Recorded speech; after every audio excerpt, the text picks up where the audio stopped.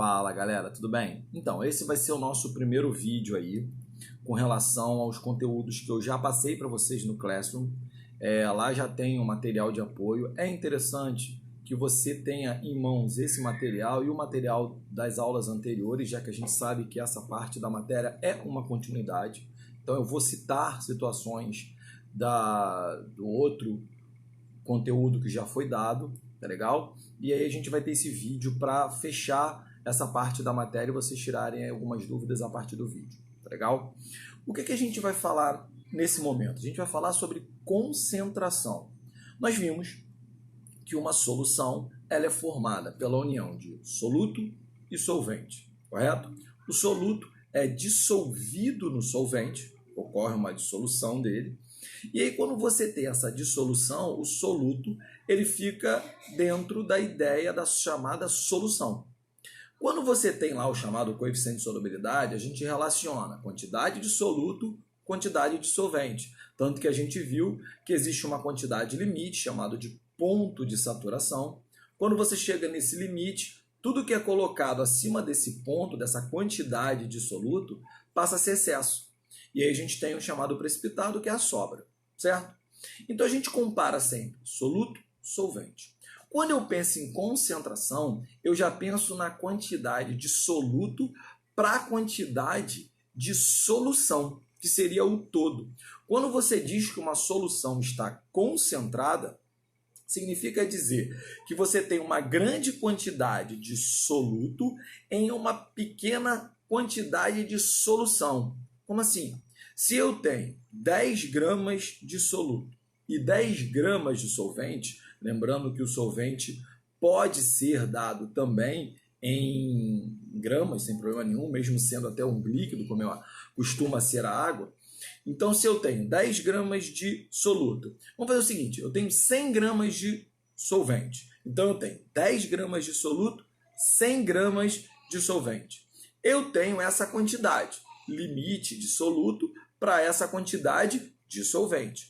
Quando eu pensar na concentração, eu vou dizer o seguinte, eu tenho 10 gramas de soluto em 110 gramas de solução. Eu penso no todo. Isso é ser uma solução com a concentração, quando eu analiso concentração. Existem várias formas de você quantificar a concentração. Eu coloquei alguns exemplos nesse material e eu queria que vocês seguissem por eles. E aí eu coloquei porcentagem em massa e massa, também chamada de título. Eu estou olhando aqui porque eu estou olhando para o computador, porque assim como você, eu também tenho que estar olhando aqui para seguir exatamente. E você poder fazer dessa forma e ficar mais dinâmico, mais fácil também para o entendimento.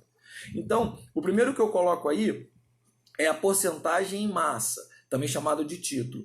Ele relaciona a quantidade de soluto em 100 gramas de solução, por isso que é a porcentagem de massa. Então você vai pensar na quantidade de soluto para uma quantidade de 100 gramas de solução.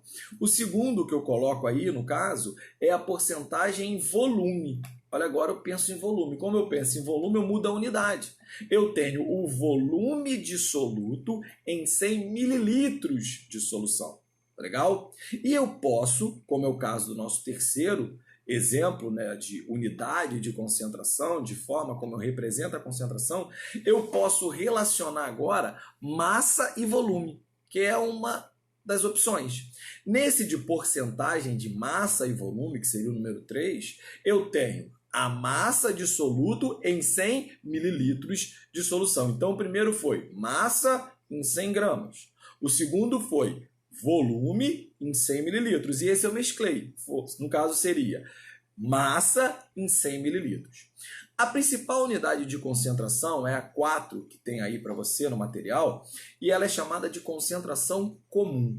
A concentração comum, chamada de comum porque é a mais comum, fica até redundante, ela é calculada a partir da massa do soluto em gramas e o volume da solução em litros. Então, se eu digo para você que eu tenho uma solução com 4 gramas de soluto por litro, o que significa isso? Eu tenho 4 gramas do soluto em 1 litro de solução. Lembrando que esse 1 litro agora não se refere somente ao solvente, não se refere só ao volume ocupado pelo, no caso, pelo solvente, e também sim a soma de soluto e solvente, tá legal?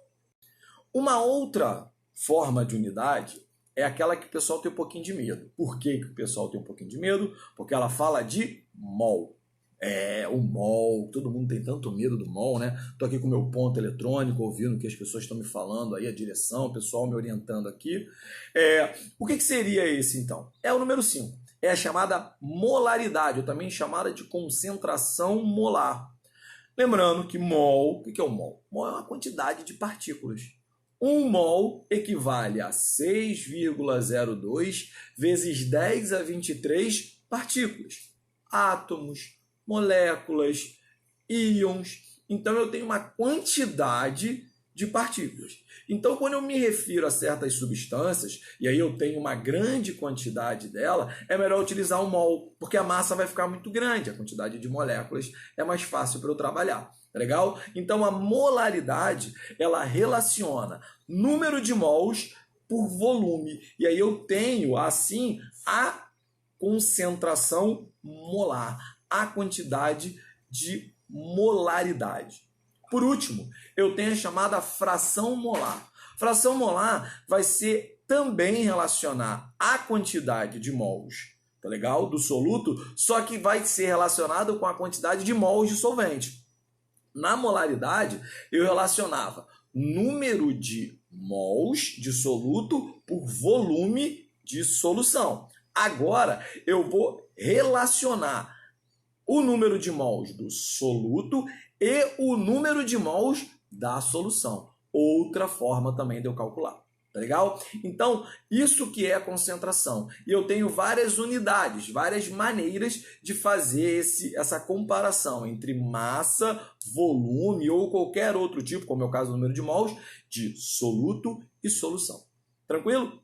Beleza, então, gente. A gente aqui fecha essa parte da matéria, tá legal? Existe um outro pedaço do conteúdo que está logo abaixo, mas esse é só da próxima semana, só o próximo vídeo que vai se referir a ele, tá legal? Então você vai só até essa parte que eu falei. E esse mesmo material vai ser usado para o próximo vídeo, que é na próxima semana. Eu preferi montar o material já completo e a gente vai trabalhando um pouquinho deles.